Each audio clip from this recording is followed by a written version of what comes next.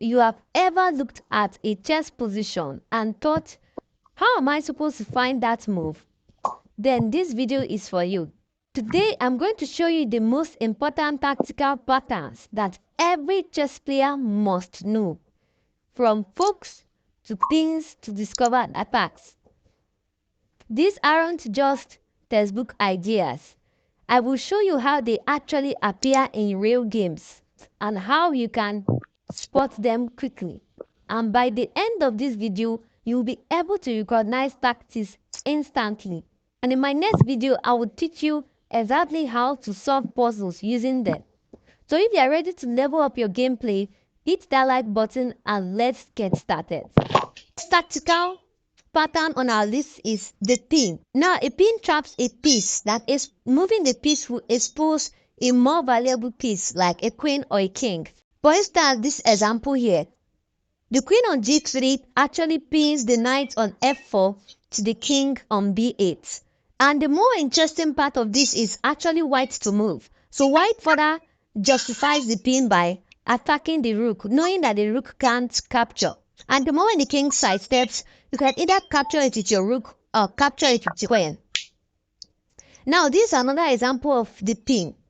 Now I want you to ask yourself, what is actually pinned? You can see in this position that the knight is pinned to the rook, and therefore the knight can't move, because from the moment the knight moves, the bishop will pick up black's rook. White further justifies the pin by pushing his pawn to e5. Knowing fully well that this knight cannot move, his other knight must sacrifice, and even at black's best defense, white still comes out up 2 pawns. Now the second on our list is fork. Now a fork is when 2 or more pieces are attacked by one piece at a particular time.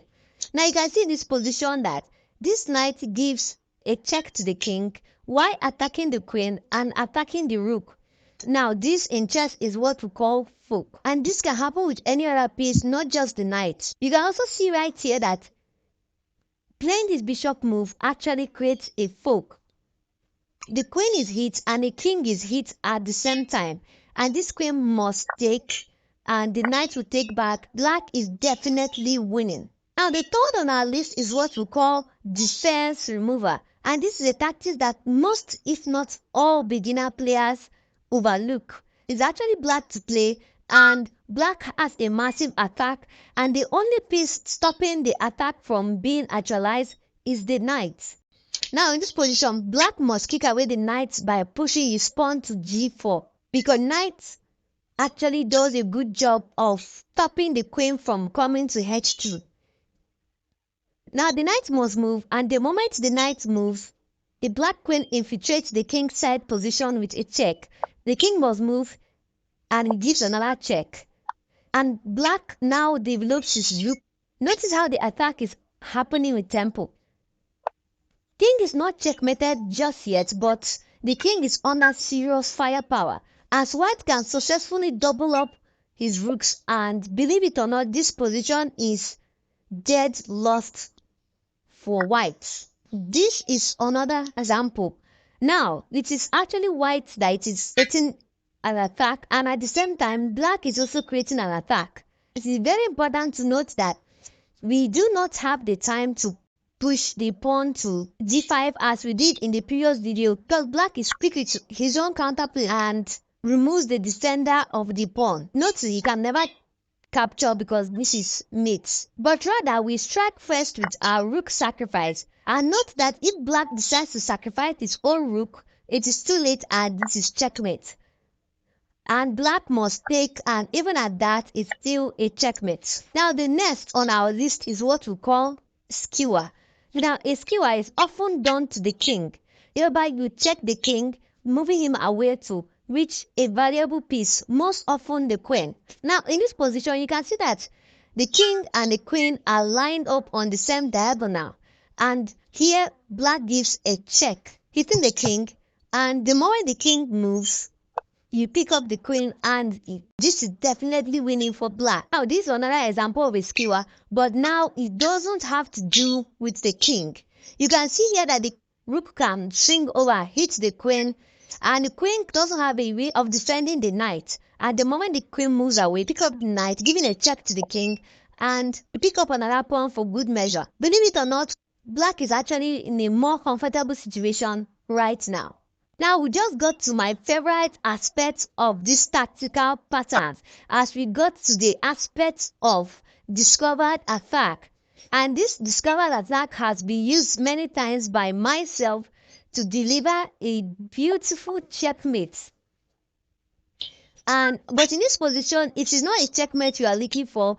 Our aim is to promote the pawn, and we can do this by pushing the pawn one square forward. And you can see that the rook is under attack by the pawn. The rook is also under attack by my own bishop, and black must lose one piece. Let's say black plays this. You definitely lose your rook. And let's say he plays this. He definitely loses this rook. And all in all, white is winning. This is the second example in this discovered check. And you can notice that here, this is actually a very tricky one, as the queen is threatening checkmate and at the same time threatening to capture the rook. Now in this position, some might think that all hope is lost, but wait until you see white's next move. White uncocks this brilliance, giving a check to the king by his rook and his bishop. And the queen can't capture the rook now because the bishop actually gives a check to the king. And the queen can't capture the bishop as well because the rook actually gives a check to the king. How brilliant and amazing is this? This example I'm about to give you is a bit advanced, but I'll explain it to the point that I feel that everybody will understand. Now, this is actually called the clearance sample, often a sacrifice. You can see in this position that black's bishop is actually on the same diagonal with the knight's bishop. So in this position, it is normal to sacrifice a pawn. And the moment this pawn moves away or it captures back, either way is fine. You bring your bishop, attacking the rook and attacking the knight at the same time.